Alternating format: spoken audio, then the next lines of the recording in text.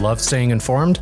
Subscribe now and get unlimited access to local news, weather, and sports for just 99 cents a month for your first 3 months at inforum.news/join. Read every story, listen to every podcast, and download the apps that keep you informed and on the go 24 hours a day. So head to inforum.news/join right now to subscribe. What are you waiting for? Get 3 months of local news for just 99 cents a month at inforum.news/join.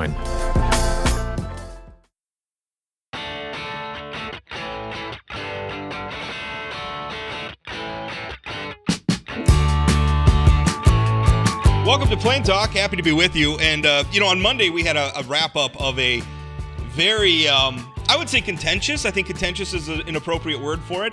Very competitive anti-GOP state convention. And one of the areas where we saw the most action for sure was the United States House race. And the person who emerged from that convention with the convention endorsement is somebody who I think a lot of North Dakotans haven't heard of before and don't know a lot about. And we're going to seek to correct that today. Alex Balazs, who's from Candu, North Dakota, who is a newcomer, I think it's fair to say, to North Dakota politics, politics in general, I think, is joining us. Ben Hansen, my co-host today. Alex, how you doing? I'm doing great. Thanks for having us on. I don't want to say this. Were you surprised to get the endorsement at the convention? And I say that not meaning, I mean, obviously you were there to win, you were there to introduce yourself and everything. You were also up against some pretty well-known people, or at least one other. I mean, it's a little bit of an odd situation with former lawmaker Rick Becker, who wasn't allowed to seek it. But, I mean, Julie Fedorchak's, been on the statewide, ballot several times. She's a very well-known figure in North Dakota. Were you surprised to emerge from that competition with the endorsement? Sure. Yeah. I mean, it's okay to say that. I was also very humbled, and that kind of support just really hits your heart. So, sure. Yeah, I was working hard for it, but anything like that, when you see that many people come together, just really is a big deal. Alex, no offense to you, but like Rob said, I feel like there's a lot of folks in North Dakota, and including those who follow the news very closely, that might not know you real well. So we did want to give an opportunity for you to give at least a bit of background, but I wanted to know, when was it that you decided to run for Congress? It's a process, but there has to be a moment or a time where either someone else suggested to you or you thought to yourself, I need to run for federal office, which is no small thing. And I'd like to hear when that moment was for you. What spurred it? That is, we talk a lot about that, me and Cindy. So we've always been talking about we should be more involved and we should do more stuff, but never, this. In February, and I know that's kind of late, we were sitting in the kitchen listening to all the stuff going on. I think we heard another thing come out of the administration, and we were just frustrated with it. The Biden administration. Yeah, the Biden administration. And, Cindy said, well, I'm thinking about going to the delegates meeting down here. She had heard about it in Devil's Lake, and I might want to go be a delegate at the convention. I said, that's a great idea. I thought about it for a little while longer, and I said, well, if you're going as a delegate, then I'm going to go run for Congress.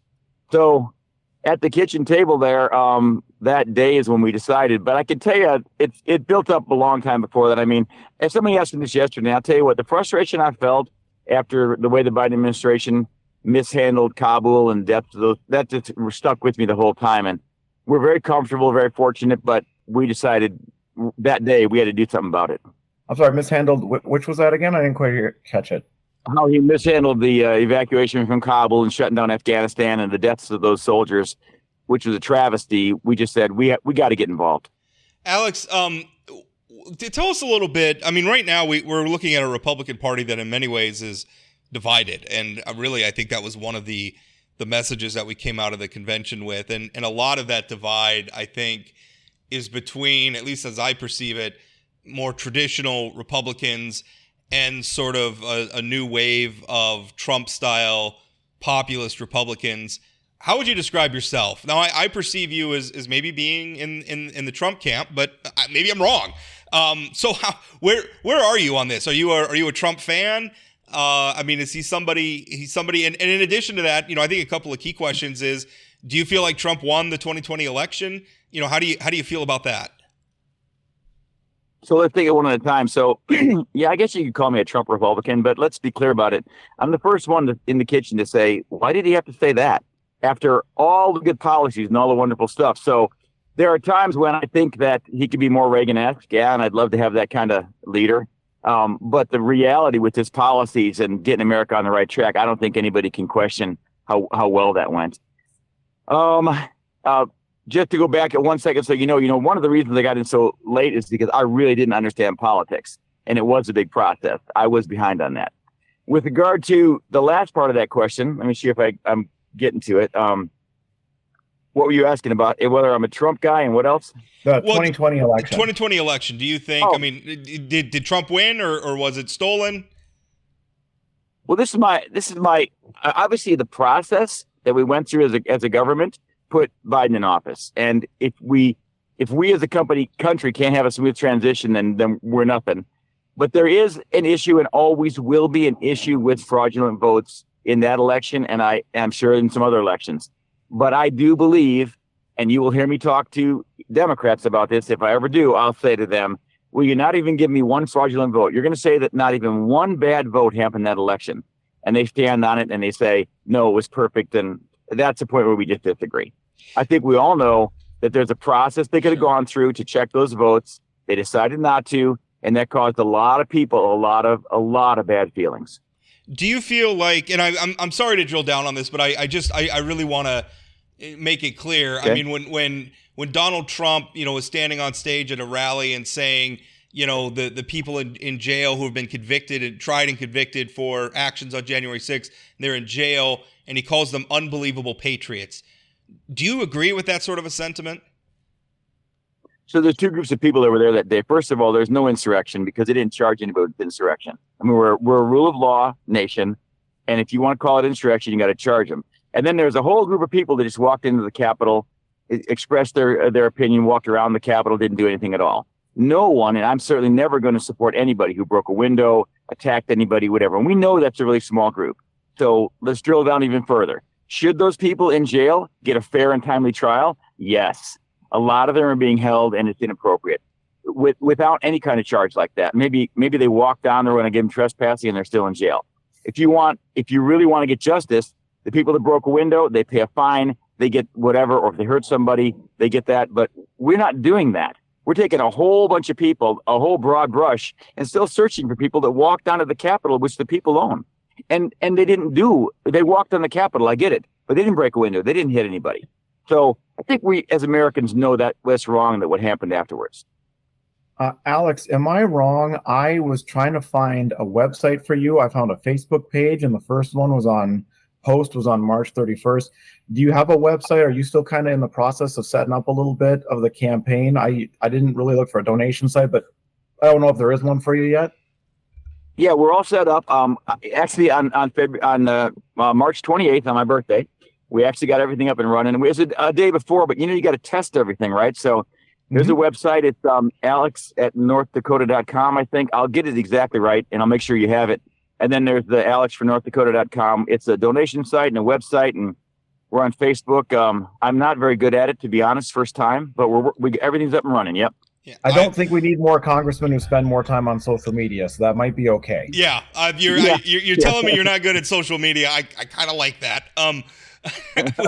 We maybe have enough of that.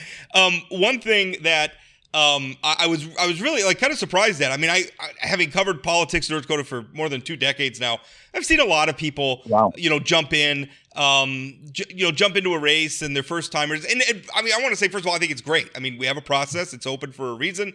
Competition's a good thing. I was surprised that, and the like it was a really good video that you put out, like high production value. You have. If I could compliment your staff, you've got some professionals around you. I know that sort of thing costs money. We haven't seen any, financial reports yet. I'm guessing you filed a April quarterly, which we should be getting. I'm assuming in the days coming up here. But where are you getting your money from? I mean, are you self-funding? Have you received a lot of donations? What does that look like? Yeah, this is a great time to pitch for donations. So I have a whopping, and I'm proud to say, $2,035 in donations so far.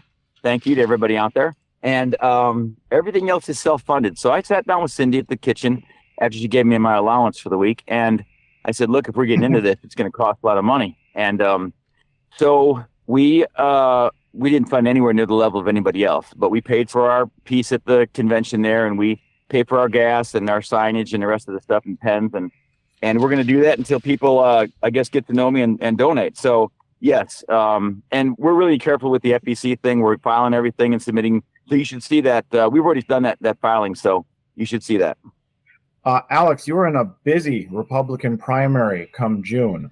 Now, you'll have a Democratic opponent come November, but let's never mind that right now, because you'd have from June to November to address them, although I do think it'd be interesting if you ran against Trygve Hammer, because you both have very strong military backgrounds, and I'd be interested to see. I just think that race would be interesting. But what makes you a better Republican nominee for Congress than Julie Fedorchak or Rick Becker or Cara Mund, for that matter? You have there's a fifth opponent. I can't remember her name. Charlotte Moore. Right. What makes you the better candidate? What's the contrast between them?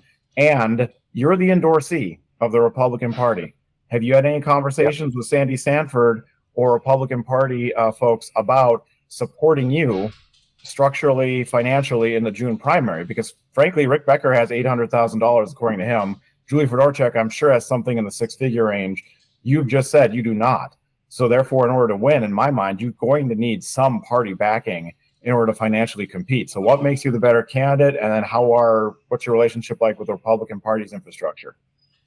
Yeah, I couldn't be more pleased. I mean, I talked with Sanford when I went down to Bismarck to file my paperwork. They were fantastic. I learned a lot about what they can do for us, and they really do help you a lot. I have some phone calls to make to the other people in the RNC and congratulate them and thank them for their support. And I'm going to be doing that. And my apologies for not getting to that. Yeah, I think there's a lot of support that I can gain there. The big piece is getting the endorsement and anything else that and I'm still learning a lot of it about what else they can do. But they've said they're going to support, and I think it's going to help a lot. Why do I think I'm the better candidate? So, I answered this from day one. People would call me on the phone and say, why are you even doing this or whatever? So here's the deal. I think that it takes a lot of experience to be in any kind of politics, but there's different experience at state level and federal level. And I think that you can have a ton of experience and you can go the route and hone some local offices or state level offices, but it's not going to get you ready for what happens in Washington, D.C. That's just how I feel about it. And we're going to have these discussions over the next few months. So my time in the military, my time with the federal government, I think prepares me for that. I know the system and how it doesn't work and how it does work back there.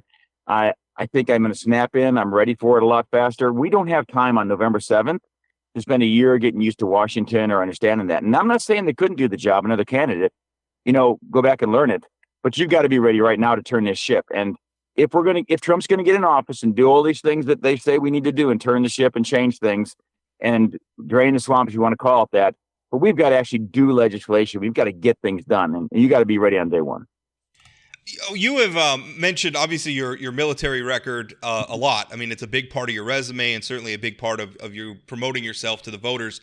So what can you tell us about that? And can you verify some of this? Because, for instance, like a Rick Becker, he served in the legislature. He has a track record there. He has votes that are in the public record. We can go back and look at these things and verify the things that he says about himself. Julie Fedorchak, has been in public office for years now, serving on the Public Service Commission. She's got a public record. We can go back and we can look at, the decisions that she's made. What we have from you is what you've told us about your military record. So, I mean, do you have like your discharge papers? Do you have photos? Do you have other documentation you could show us? I guess sort of stand up this part of your resume. Yeah, that's great. I was actually talking to General Haugen about this. The former National Guard commander from North Dakota. Just the other day, he asked me the same question, and I thought about. It really makes a lot of sense.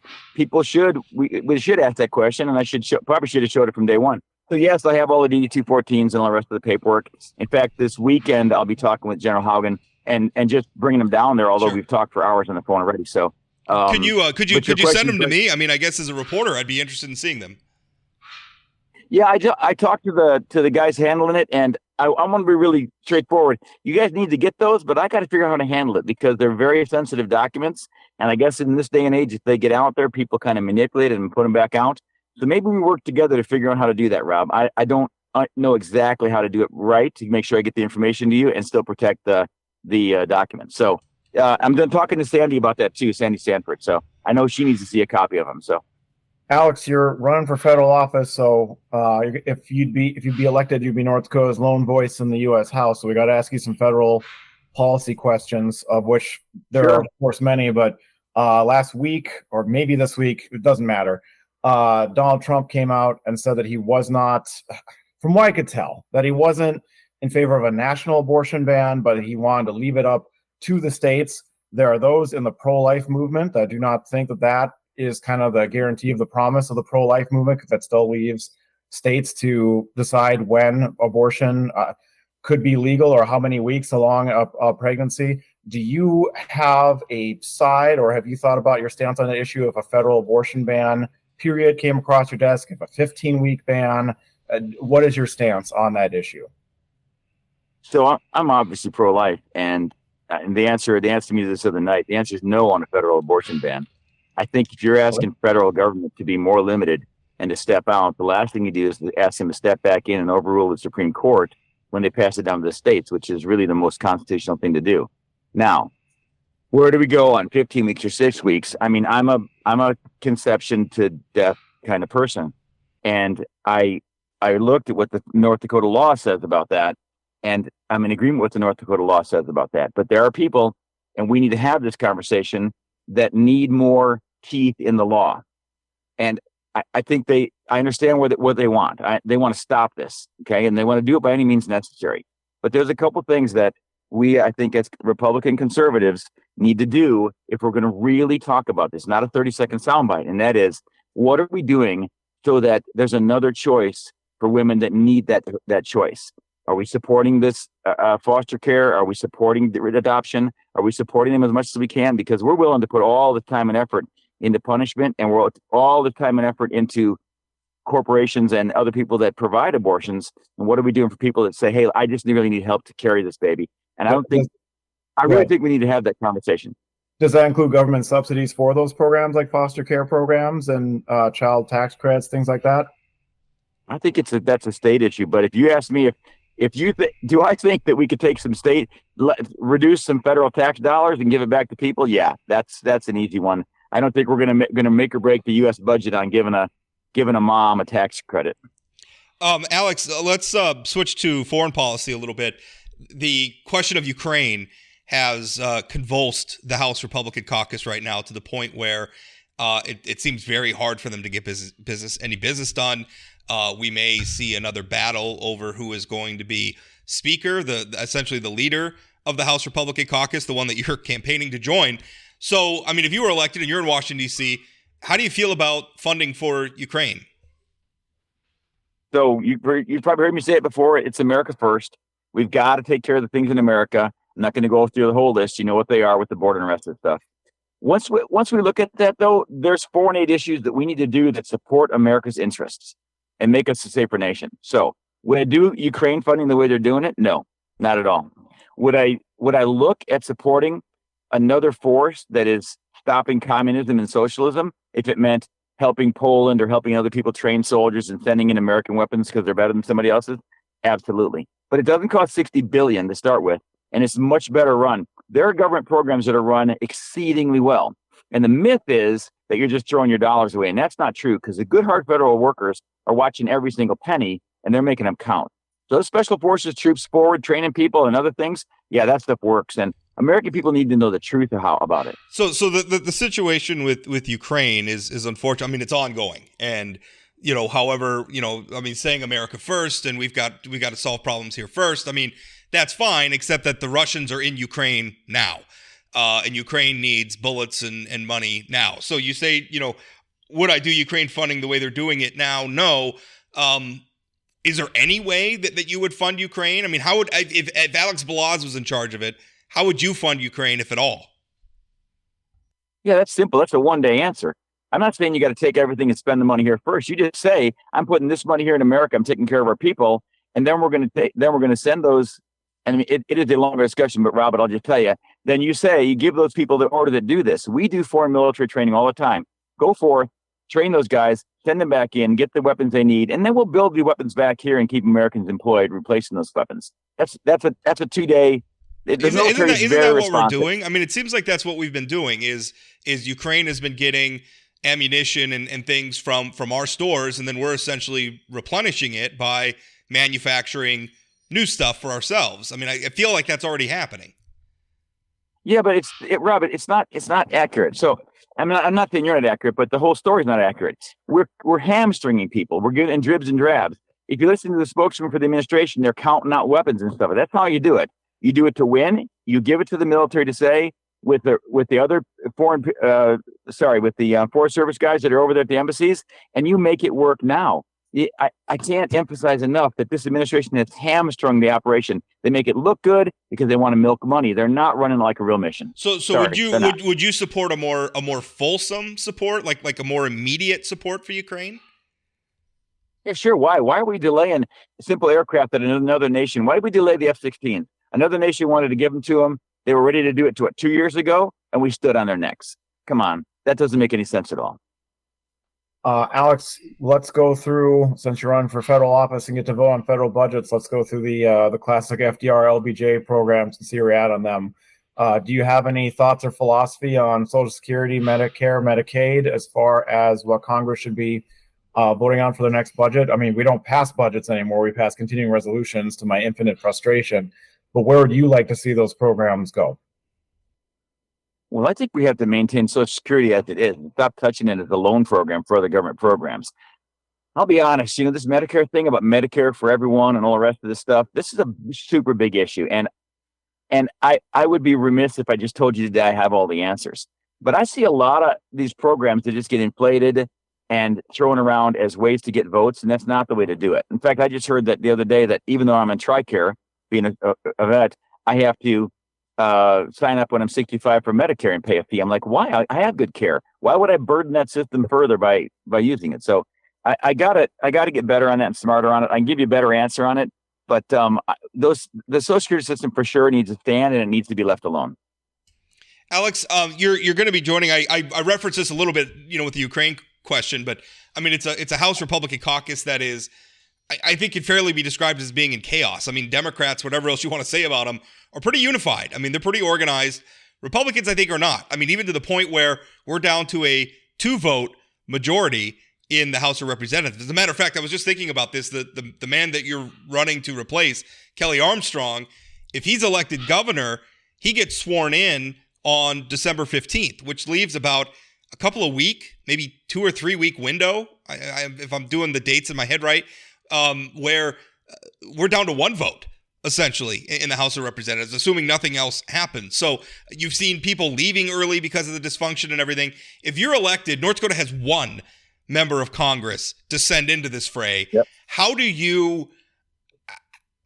we get back so we have a Republican caucus that's functional? How do you help that? So I think we need to start here. You asked earlier a question about how are we going to get this divisiveness down here? And you're going to see for 2 months, we're going forward, we're going to pull this together. We're going to go to everybody and we're going to say, look, if you've got a decision to make to go to Washington, that should be, it should be a clear decision and come together on this. So I'm going to be asking people to come together. The same thing we're going to ask there. We're not going to compromise, but we're going to try to get this consensus right. But as the sole voice in North Dakota, I'm not going to give away my my sole vote cheaply and easily. They need to come together, and they also need an adult in the room sometimes to figure out what the mission is. This thing about this circular firing squad that they're running back there, attacking each other all the time. They need to understand who the enemy is, and the enemy's out there, and get on board with the fight. One follow-up question to that: a lot of the dysfunction. One of the factions in the dysfunction, I should say, is the House Freedom Caucus. Now, I've heard your opponent, Rick Becker, say that he's going to join the House Freedom Caucus if he's elected. He is, and indeed the leader of that caucus, Representative Bob Good from Virginia, has endorsed him. He's also said that he's going to be a bull in a china closet. I guess to you, if you were invited to join the House Freedom Caucus, would you join it? And do you agree with that sentiment, going to Washington to be a bull in a china closet? No. I think, look, if that's all you're going to do back there and you just want to stir things up, you're not getting the job done. It's cute, but it's not going to be where we need to be. And secondly, if the Freedom Caucus wants to join me, they can. So I'm a good leader. I don't need to join somebody else's caucus to get a louder voice back there. I think that that's a little bit of political mess. I think they're just tying themselves up in pretend. And I know a lot of those folks. Okay, so they can just get off that wagon that's taken us into more divisive areas and start doing business. It's one thing just to pretend you create a little party and you march around and get people to say we're that. How about just doing it? And then I'll measure what your merit says you did, like we're supposed to do in America. Alex, a couple more federal program questions, or federal budget questions. Would you try to be repealing Obamacare, aka the ACA, and would you look to reinstall the Trump tax cuts if Donald Trump got elected, or say he didn't, and would still push for that? Would those be two things you'd be advocating for, or do you have thoughts on? Yeah, I'm advocating tax cuts all day long, because we're not going to balance the budget by increasing tax cuts. We need to cut it and get less government up there. And the second piece about this Obamacare thing is that's built on a myth from years ago where somebody said we had to have national health care. That is not right.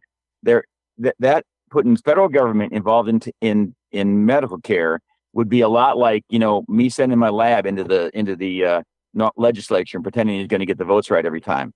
So you would vote to repeal the ACA, though? Yeah, I don't think it serves us. It increased cost on everybody I talked to says it increased cost in healthcare. And by the way, when they were voting for that, there were clinics already available in cities where anybody could go and get taken care of. And they made such a myth of that. I just think it's a dysfunctional thing. We might need something to cover people. I don't want people left uncovered. This is America. We know how to do this stuff without the federal government writing a law. Would you pass something separately then to ensure that folks who have what are considered pre-existing conditions could still qualify for insurance? Sure, why not? Why would we? Well, because it costs money. Insurance it costs companies, money to the insurance companies is why. Yeah, it costs the insurance companies, but they're giant. I mean, I don't think there's anything bigger than insurance companies. So sit down with the insurance companies who are American and say, let's figure out how to do this. You're telling me out of your gross profits every year, you're telling me that you're going to go broke covering existing conditions or pre-existing conditions. I don't think so. Well, watch out now, because if you really want to take on the insurance companies, you're going down a Bernie Sanders path pretty quickly there, because he's got routes to do things without insurance companies. I'm not taking them on. I'm saying let's get together as Americans. They know that we can do this better. I think a better approach than the Obamacare would have been to sit down with the national carriers, with the big people that do this, and say, why don't we work this out and figure out how to cover this stuff? And you're telling me that the insurance companies, who are the brains in this, can't figure out how to take care of people, because they do it every single day. Alex, and you think they would do that without a government mandate? No, they could do it by working with government. Alex, let's we were talking about spending and taxes a minute ago, and I think Republicans are really good talking about tax cuts, and I like that as a conservative. One thing I don't like as a conservative are budget deficits. And I think sometimes Republicans buy into this idea that every tax cut is going to pay for itself because it'll stimulate more economic activity and generate more revenue for the government. And so we can have lower taxes and more revenues. And I think sometimes that works, depending on the conditions, but it doesn't work every time. And so, I mean, my feeling is if we're going to cut taxes, then we've got to cut government. And I think the real problem is I don't know how many Americans are actually for that. I think in some ways, I think the politicians give Americans exactly what they want, which are low taxes and lots of government, and then we have massive budget deficits. So how do we square that circle and tell Americans, listen, if you want these government programs, then you're going to have to pay higher taxes. If you're willing to accept cuts to some of these government programs, then you can have lower taxes. I mean, is that the message you support, and how do you articulate that to voters? Yeah, we've got to do what some other countries did around the world. They just went out to their people and they said, hey, it's going to hurt, but we're going to get back on track and we're going to have a balanced budget. And they made their countries better doing that. I have to say Israel did that, and it was painful for them, but they got on track. If you look historically, and here's the other thing you're asking, which is what I've been talking to people about: get the information to the people, to the voters. That's their job, right? To make the decision. So if we tell them, hey, if we don't do this, if we don't have extra money, or if we don't support Ukraine, here's what's going to happen. And then talk to them about it so they can go, okay, I'm fine with that end result. What's wrong with that? Why are we doing it in closed doors when we know that 22% of our budget right now is discretionary? Let's cut that. Let's see if we can get toward being balanced. And if we can't get there, we go to the people and say, hey, we're just not going to have enough here. But we don't there's a lot of there's a lot of fluff to cut. Let's be honest before we get to people going hungry. Alex, you would be representing a state that is both ag and energy based in industry, commodity based. One of the biggest federal policies impacting that, of course, on the agricultural side is the Farm Bill. Where are you at with the reauthorization of that? Would you separate out the SNAP benefits from the ag subsidies for farmers directly? Do you still do you believe there's still a place for federal crop insurance? Where you're at? Yeah. First of all, I still think there's definitely a place for properly administered federal crop insurance. I know farmers who've told me before, it's a thing that keeps these family farms, when they have 2 straight years of bad years, going. But every single one of them tells me, I'd rather pull a crop out of the field than get this insurance. It doesn't make us whole. It just gets us by.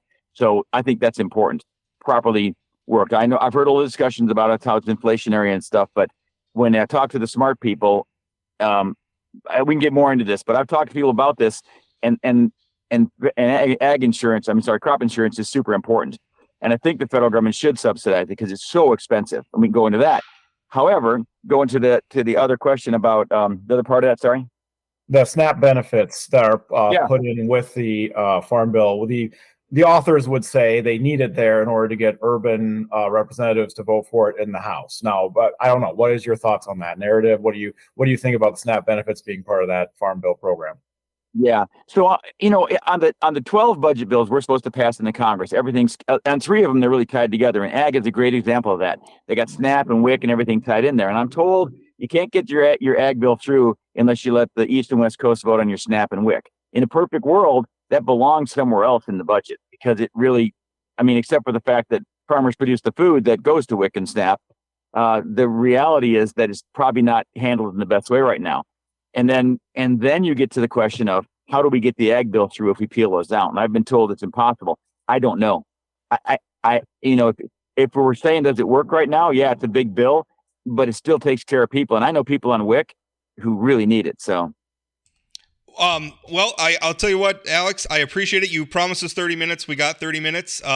We won't take up any more of your time today, but certainly looking forward to interviewing you again as time goes on. But welcome to the race, and thanks for coming on with us. Thank you, Rob. Thank you very much, guys. I can't say enough thanks for that. And hey, next time, let's get to the hard stuff, okay? I feel like we did a pretty good job. We're going to talk actuarial tables and America's future in the world 50 years from now next time, Alex. Yeah. Oh, no, wait a minute now. Now you got me, okay? Thank you so much, Alex. The cold cases you see at the Vault have captivated readers across our region for years. At the Vault podcast, our team of professional reporters takes you further into those stories with new interviews from family members, investigators, and experts. Check out The Vault at inforum.com/The Vault and subscribe to The Vault wherever you find your podcasts. All right, welcome back. Just finished up with Alex Balazs, who I got to say, for an out-of-nowhere candidate, has a very well-organized campaign and can articulate himself very well. Now, during that interview, there were a couple of areas where I asked him, and I'm going to follow up on the military stuff with the DD-214 after we ended the interview. I talked to them for a couple minutes about that. I'm going to work with his campaign about how to get that documentation, and just verify it. I'm not saying he's lying at all. I'm just, like with any candidate, we need to look at it. But some of the stuff, when I asked him about Ukraine, I felt like that was one area where he started to get a little fuzzy. My takeaway from that, because he was talking about, like we haven't been effective in supporting Ukraine. Like we've been, but I think also, I felt like he was hedging, because I think on one hand, I think he wants to say, yes, we need to support Ukraine. But on the other hand, also knows that has become a political football among Republicans. And maybe it felt like he thought we were wasting money, but at the same time, we wanted to send in American military folks to address the situation. And maybe I'm getting the nuance. No, I think he meant. I don't think he meant train American troops. I think he meant train Ukrainian troops through American military, right? Folks that know that. But his one point about like the fighter jets, the F-15s or whatever, that I think, if I remember right, that Poland wanted to give them, and it was going to be a deal where like Poland gave them what they have, and then we would give Poland new ones or something like that. And I haven't followed that. I know it was F-16s that he was referencing, F-16s, but I mean that doesn't change how he would be voting for that in particular. And I mean, without getting too far down the foreign policy weeds, I do always find it interesting that there are folks that really don't like that the Biden administration was the first administration in 4 presidents to withdraw us from an extended conflict in a country that, in my mind, did not appear to be going anywhere, Afghanistan. But now they really want us to take stronger stances here in 2 other occupied territories. And what is the test? What is the metric? I don't understand. Yeah, well, I mean, Vladimir Putin at this point is a bigger threat than I think some of it's like threats come and go.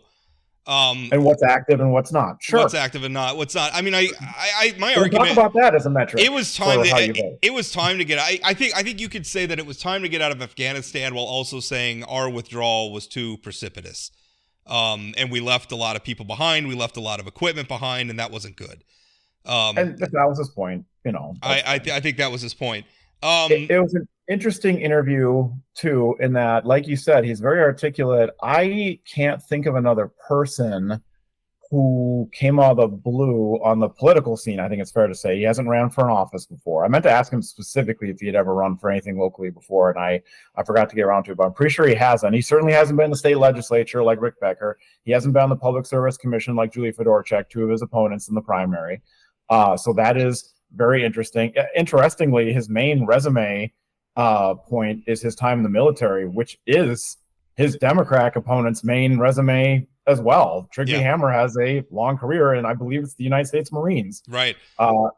And it'd be very interesting having those 2 run against each other in a general. It would. But what I'm really wondering is, for the horse race, how the mechanics work. And I don't think the Republican Party has these bylaws in North Dakota, but correct me if I'm wrong.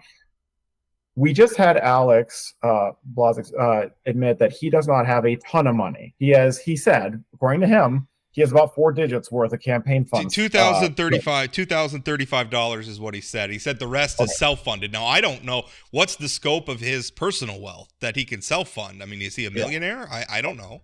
But if he is personally wealthy, that's different. Although then he's not portraying himself terribly honestly if he's just emphasizing the small dollar amount. But I don't know. That's all speculation. But we should get. And by the way, we should get a first peek in the next like 5. I mean, by April 15th is the deadline for the first first quarterly. So we should get something. Although his campaign is still pretty new. Rick Becker has said that his campaign raising is north of $800,000, and Julie Fedorchak is from a long line of political family with the Lifrigs. She's been on the Public Service Commission for at least 2 terms, and those are she's got the backing of people like Burgum and Hoven, and I mean, she's gonna. Those are not slight political folks, so she could easily raise 6 digits. So now we're looking at least at 2 candidates. I would guess with Alex, 3 candidates who are going to be throwing 6, maybe 7 figures at each other for a June primary for a nomination. Let alone Caramunda's in here now, and I've already forgotten her name again. I'm sorry, from Williston. Charlotte Moore. Charlotte Moore. This is going to be a real test of the Republican Party's infrastructure, though. When you endorse, what does that mean? Because if it doesn't mean financial backing on the June ballot in this race, it means nothing. The endorsement I think means nothing. So I think sometimes Democrats, when I hear Democrats talk about this, I think you have to remember the Republican Party doesn't spend a lot on promoting, especially certainly not on ads and stuff. Where the Republican Party usually gets out is, they have a database of emails and stuff that the endorsed candidate is allowed to use, and then also they do some stuff on Get Out the Vote, which is generically serves all the Republican candidates, but specifically Get Out the Vote. Typically in a general election, not in a primary. In a general, you don't see it in a primary so much. It's really not a lot that any candidate would get from the party. It's really not, and the North Dakota Republican Party doesn't have a lot of money to give. The candidates themselves raise their own money. They have their own networks, and in the modern era where you could go out and buy data from data brokers, that are scraping it from social media and everywhere else. Even companies and hotel companies and everyone else under the sun. Right. Even what the party has to offer for data is not that useful. So being the endorsed candidate gets you ballot access, and that's about it. I mean, it's the Republican Party support is not going to be a factor in this race. It is really not that much support. They don't have that much to give. So at that point, what is the purpose of the Republican Party endorsement going into the primary? Well, you could do a whole other podcast on that. I'm not. It's getting more and more broken by the day. To this outside observer. It's more a rhetorical thing. I mean, he got some headlines as the endorsed candidate. I mean, that was a good thing. He had a good weekend. You know, he got to emerge, from basically out of left field. Suddenly he's the endorsed candidate. I think you could, and maybe even he would admit it was a little fluky, where you had, Becker was there and he can't, Becker was there and he can't, be on the stage, that he was telling people to spoil ballots. Yeah. He also, the really interesting thing is that Becker specifically asked people not to vote for Alex. And that earned a rebuke from Alex's campaign, where he accused Becker of being a party insider trying to grasp for power, which I thought was kind of funny. Which both Alex and then especially Fedorchak seem to be a little bit sour about Rick running to win. And I'm wondering how that's going to look to folks on the outside saying, yeah, but he's trying to win a nomination. Why wouldn't he use every lever available to him? They don't care about convention bylaws. Yeah. Come on. Well, I mean, but this is a Republican primary. And I mean, maybe I think, the people in the room. If you're a Freedom Caucus member or a person that doesn't think the Republican Party is bold enough, and you think Rick Becker is, sure, why in the world do you care about of course. If you're a Becker backer, then it's by any means necessary. Although, again, I would point to the fact that Becker specifically instructed his people not to vote for Alex, and they voted for Alex anyway. The people in that room are all going to go home to their districts. They're all very politically engaged people, which means they all probably influence less politically engaged people around them. Yes. I think Becker hurt himself there. I don't think it's a mortal wound, but I don't think he came out of that looking very good. Especially when, he looks like a crybaby where, the party had this rule. It wasn't created for Rick Becker. It was created before anybody knew he was going to run for the United States Senate in 2022. He lost the convention endorsement in 2022 to John Hoeven. He then declined to put himself on the June primary ballot for Republican voters, and instead left the party and campaigned against the endorsed Republican candidate, endorsed and nominated on the June ballot Republican candidate, campaigned against him on the general ballot as an independent. To get a distant third. I think that does alienate him. Maybe not with a lot of voters, but with some voters. Sure. That narrative makes perfect sense. In the Trump era, I can also see that narrative spun the exact opposite. In the corporate establishment what a maverick, kept him out last time. Now they've put in a bunch of BS rules to keep real rebels out. Sure. Anything who actually want to cut the deficit. Anything could be spun. Make the government smaller. Sure. Anything could be spun. Even more reason to back up. Sure. Yeah, anything could be spun. Trump's now spinning the January 6 people as unbelievable patriots too. So, that's the world we're living in, unfortunately. Sorry, my coffee maker peeped. If you heard that. Oh, no, that's all right. I apologize. So I saw that there's going to be at least one radio debate. I meant to look this up. I meant to ask Alex this, and shame on me for forgetting. We had a very intense interview, which was a good thing because he's kind of getting introduced to everybody. Sure. Back in the day, I know that on the Democrat side of the aisle, and I'm guessing on the Republican side, this happened somewhere too. It was the first time George Sinner became governor. Former Governor Art Link and then two other Democratic legislators were all running for the nomination. And I want to say it wasn't a big primary ballot. I want to say it was leading up to the convention. But they famously rode around in a van together, going from district convention to district convention, all four candidates, and did like a little debate, did a little like horse and pony show for everybody. I'm wondering now. I don't think that Fedorchak and Becker and Alex are all. I think you're kidding yourself if in this environment these candidates are going to ride around the state in a van together. But they're not. Okay, I understand that is a little too quaint. Although you know what. I wish. I'm not going to apologize for hoping our politics was a little bit better. I wish. I'm just saying. You're fooling yourself. Why wouldn't they? And I actually think like Sandy Sanford would be very smart to turn this into even a fundraiser if they'd accept it. Why not do 5 debates around the state? Why not do 6? Do Fargo, Grand Forks, Bismarck, Minot, Wilson, Dickinson. Why not? Because, well, first of all, Rick Becker doesn't want any part of elevating Alex Balazs. He doesn't want any part of it. Alex Balazs is going to pull votes from him. I mean, you saw it. Asked? I don't know if that's fair to say about him until he's been asked. He loves jumping in the fray. Okay.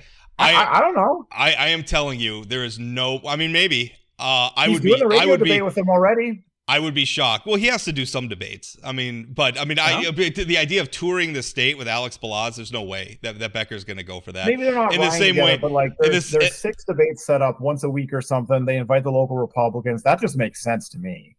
Yeah, but to you, who has no dog in this race at all, who's a Democrat. I don't know. I'm pretty sure Sandy Sanford's taking points from Ben on Rockport's podcast. You think so?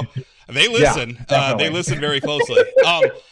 Listen, I mean, in the same reason that I think Cara Mund, and by the way, we were able to verify it is Cara. I'm sorry that I've been pronouncing it like an idiot. Yeah, Rob. It's Cara. Cara Mund, who is booked on the show next week on Wednesday. Excellent. I think that she's a threat to pull votes away from Fedorchak.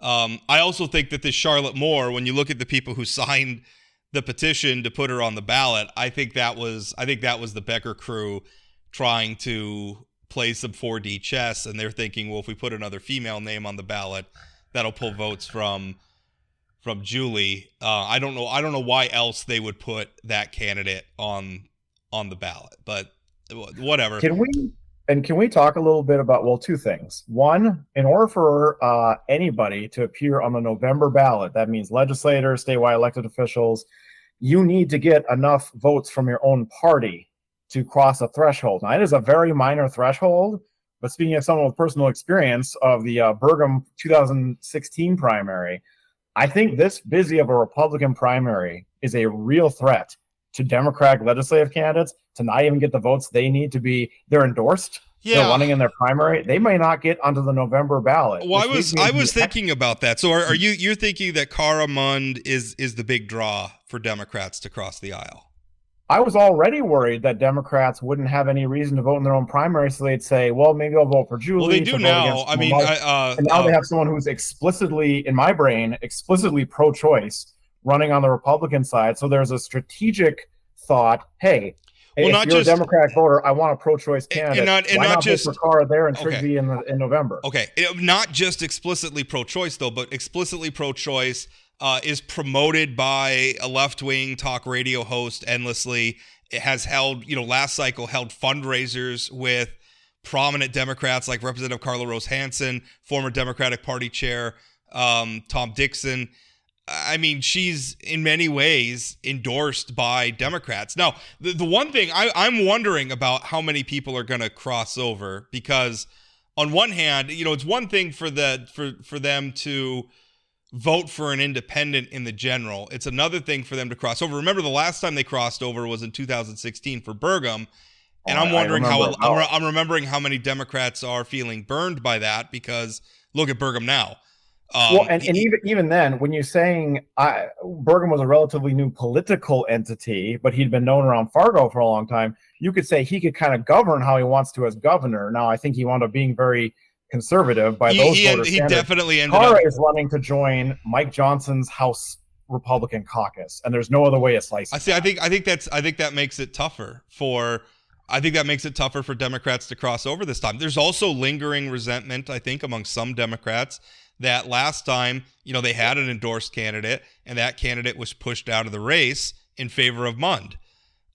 There's still some hard feelings about that. And I don't think, not that obviously Mund's taking a different route this time, but Trigby Hammer, I don't think would stand for that. I mean, if somebody tried to push him out of the race, he's not going anywhere. I want to know what Republican is looking at, like someone who would consistently vote Republican is looking at Cara Mund as their option. I don't know who that profile is. I did want to touch on one other thing too. Have you invited Roland Reimers onto the show? Is he going to make an appearance here? Okay.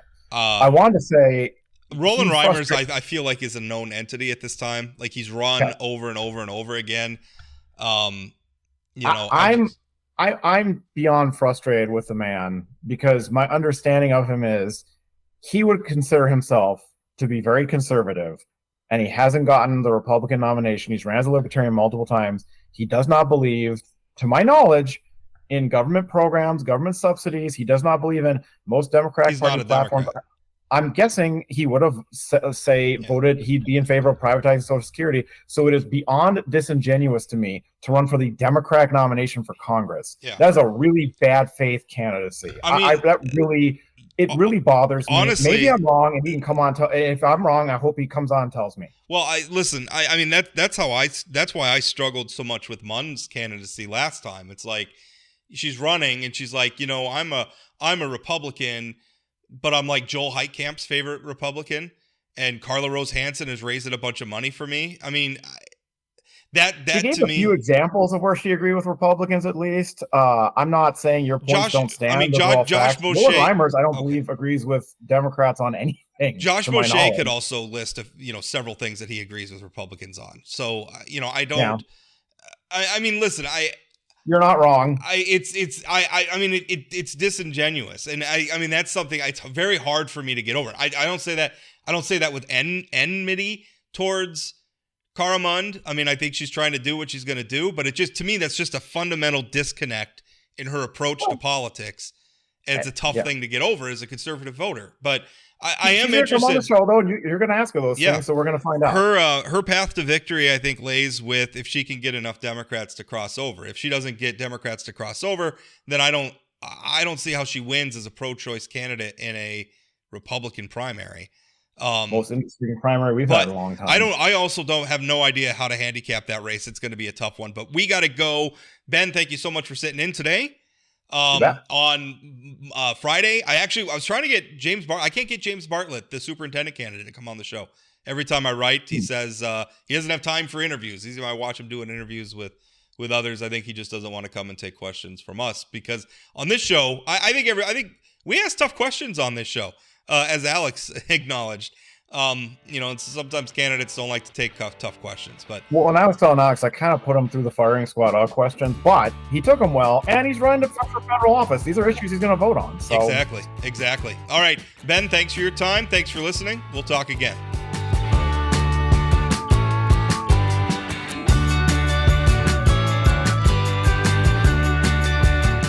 Did you know Forum Communications Company has a robust podcast library?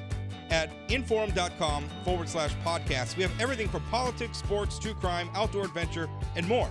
Visit inforum.com/podcast and explore them all today.